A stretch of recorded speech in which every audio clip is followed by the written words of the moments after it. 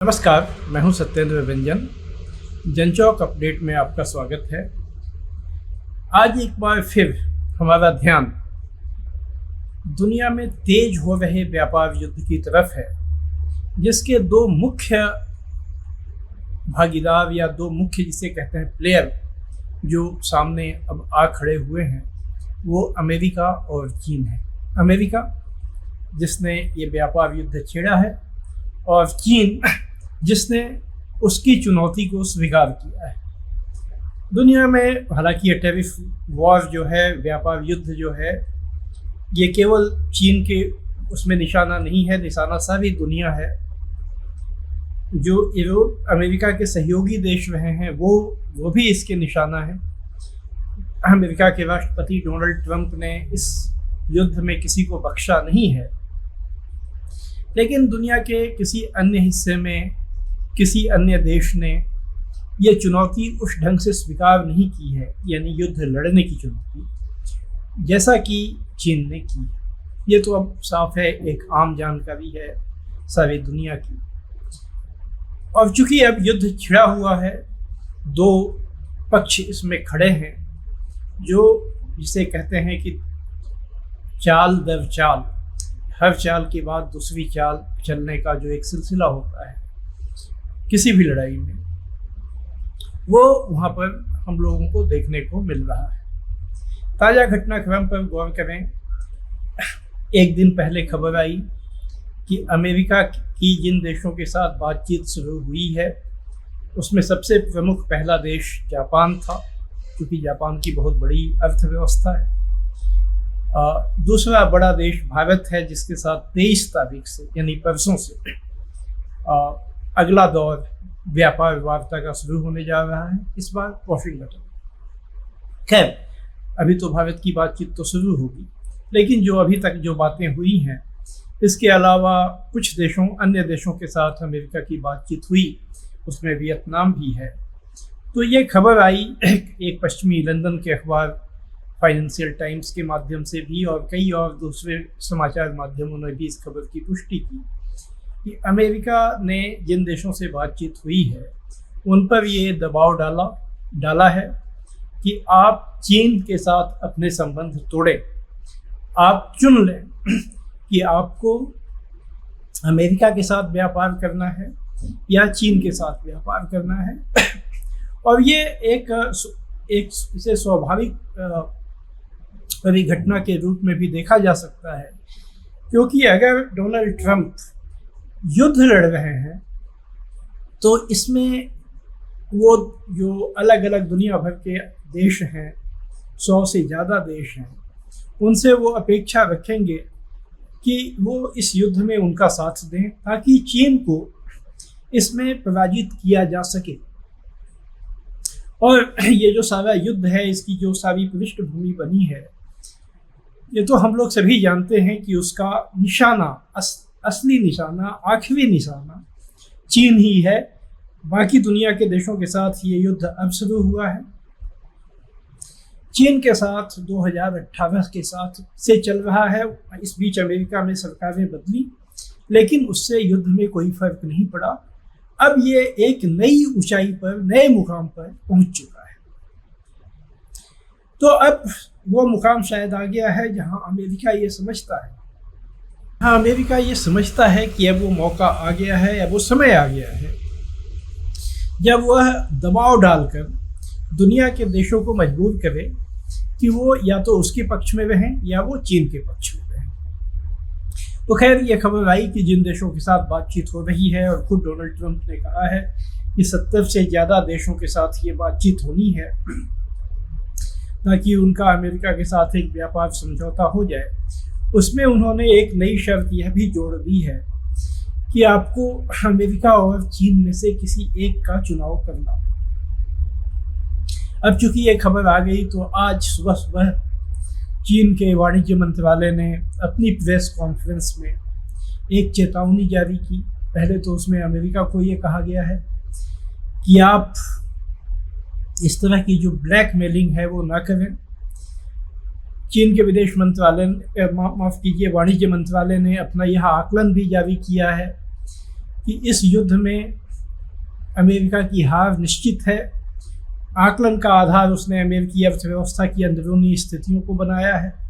कहा गया है कि अमेरिकी अर्थव्यवस्था किस तरह उसकी जड़ें कमज़ोर हैं, वो किस तरह से उत्पादन के क्षेत्र में और अब तो वित्तीय क्षेत्र में भी जिस तरह से वहाँ पर शेयर मार्केट और बॉन्ड मार्केट में गिरावट लगातार जारी है, डॉलर की कीमत गिर रही है, तो उसे एक अमेरिकी कमजोरी की निशानी बताते हुए वाणिज्य मंत्रालय ने दुनिया के देशों को कहा है कि आप इस हालात को देखें, जिसकी हार तय है उसके साथ जाने में कोई बुद्धिमानी का काम नहीं है।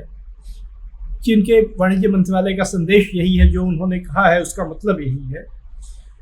और उन्होंने यह भी उसके साथ कहा है कि जो देश इस युद्ध में चीन के हितों को नुकसान पहुंचाएंगे, चीन उसके खिलाफ जवाबी कार्रवाई करेगा। अभी एक बड़ी अजीब सी स्थिति दुनिया के जो खासकर जो कमज़ोर देश हैं, छोटे देश हैं, जिनकी अर्थव्यवस्थाएं छोटी हैं, जो 30-35 सालों से दुनिया में जो नौ उदारवादी अर्थव्यवस्था चलती रही है, जिसमें निर्यात एक बड़ा कंपोनेंट, बड़ा एक घटक रहा है किसी भी देश की अर्थव्यवस्था का।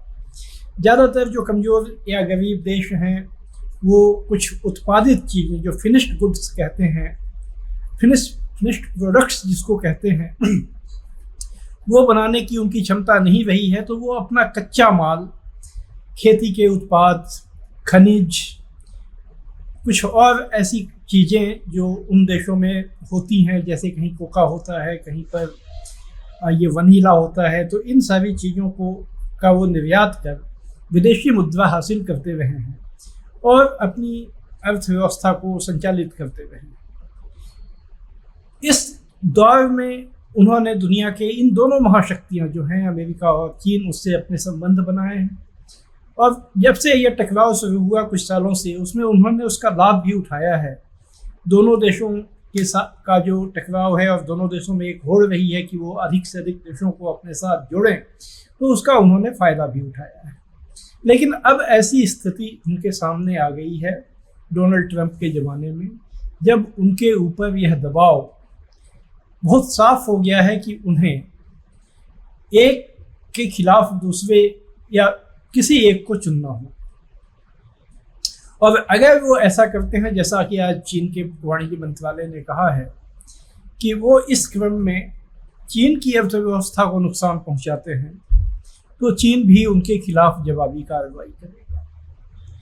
तो ये एक ऐसी परिस्थिति पैदा हुई है जिसका इसके पहले किसी को अनुमान अंदाजा नहीं था।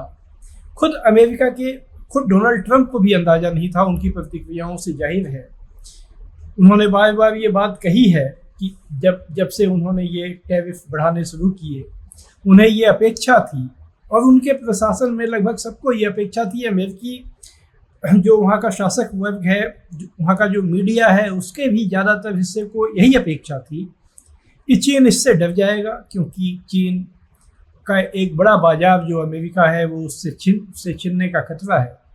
तो जैसा कि ट्रंप ने कहा कि वो चीन के राष्ट्रपति उन्हें फ़ोन कई बार कहा फ़ोन करने वाले हैं, बातचीत होगी और फिर अमेरिका चीन के ऊपर अपनी शर्तें थोपेगा। लेकिन चीन ने उनकी ये अपेक्षा पूरी नहीं की है, बल्कि चीन ने इस युद्ध की चुनौती को स्वीकार कर लिया। और चीन के ऐसा करने के पीछे उसकी बहुत साफ समझ है कि यह मामला टैरिफ का है ही नहीं, यह व्यापार युद्ध का भी मामला नहीं है।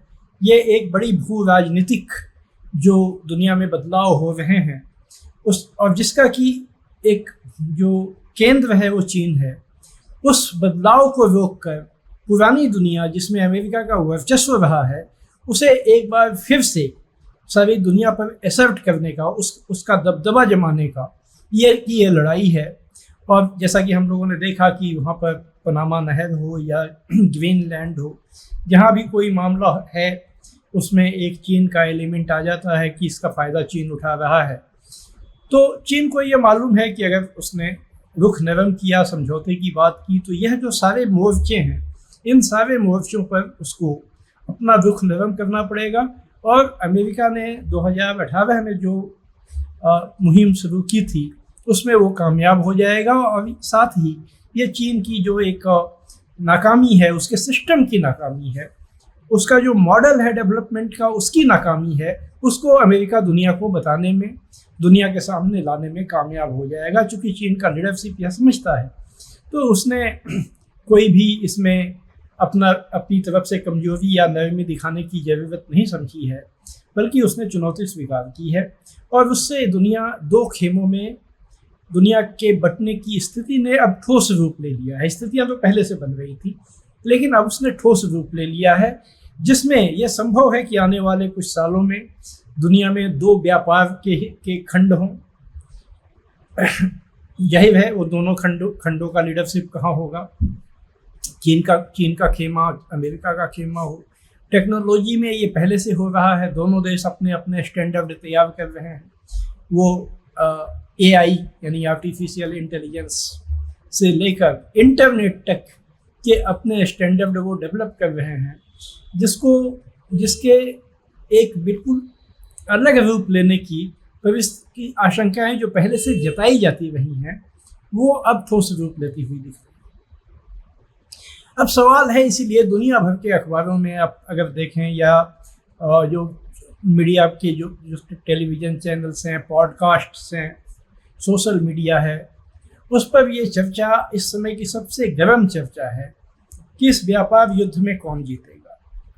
हालांकि यह सवाल कुछ बेतुका सा है, क्योंकि व्यापार युद्ध में कोई किसी की जीत और हार उस तरह से नहीं होती है कि एक को केवल फ़ायदा ही फ़ायदा हो और दूसरे को नुकसान ही नुकसान हो। असल में इसमें दोनों ही पक्षों को नुकसान होता है। यह संभव नहीं है कि अमेरिका या चीन इसमें पूरी तरह से विजेता होकर निकले, यह संभव नहीं है। इसलिए कि जो दोनों देश एक दूसरे के बाजार से हटना पड़ रहा है, उसका नुकसान होगा। और अगर दुनिया बढ़ती है, जैसा कि जिसकी की आशंका बहुत ठोस रूप ले रही है, तो उसमें जो आज पूरी दुनिया भर में ग्लोबलाइजेशन की नीति की वजह से इन दोनों देशों की पहुंच है, वह देश भी सीमित होगी और वो एक दायरे में सिमट जाएगी। यह तो किसी के लिए फ़ायदे की बात नहीं हुई। लेकिन इसलिए यह सवाल ठीक नहीं है जो मीडिया में अक्सर होता है कि हु विल विन। जो सही सवाल ये है कि इस युद्ध में कौन सस्टेन करे, कौन टिकेगा, कौन इतना टिकेगा कि वो आगे चलकर अधिक मजबूत होकर उभर सके। अब इस बारे में आप अगर अमेरिकी मीडिया ज़्यादा पढ़ते हों, वहाँ के पॉडकास्ट्स को ज़्यादा सुनते हों, तो उसमें चीन के ज़्यादा नुकसान की चर्चा होती हुई सुनाई देगी। यही स्थिति ग्लोबल साउथ या जो चीन के समर्थक जो मीडिया है, वहाँ पर चीन के पक्ष में दिखाई देती है। लेकिन कुछ ऐसे लोग जरूर हैं जो इसकी गंभीरता को अधिक गंभीर रूप में, बजाय इसको कि एक किसी खेल के मैच के रूप में देखें कि कौन जीतेगा कौन हारेगा, इसके व्यापक परिणामों को समझने की कोशिश कर रहे हैं। अब खुद अमेरिका में ऐसे अध्ययन हैं, और अभी ताज़ा अध्ययन जो आया है वो वहाँ का एक जाना माना थिंक टैंक है अटलांटिक काउंसिल, जिसने ये कहा है कि डोनाल्ड ट्रंप ने ये युद्ध तो छेड़ दिया, लेकिन उसके पहले जो तैयारी करनी चाहिए थी, अमेरिका उसके लिए तैयार नहीं।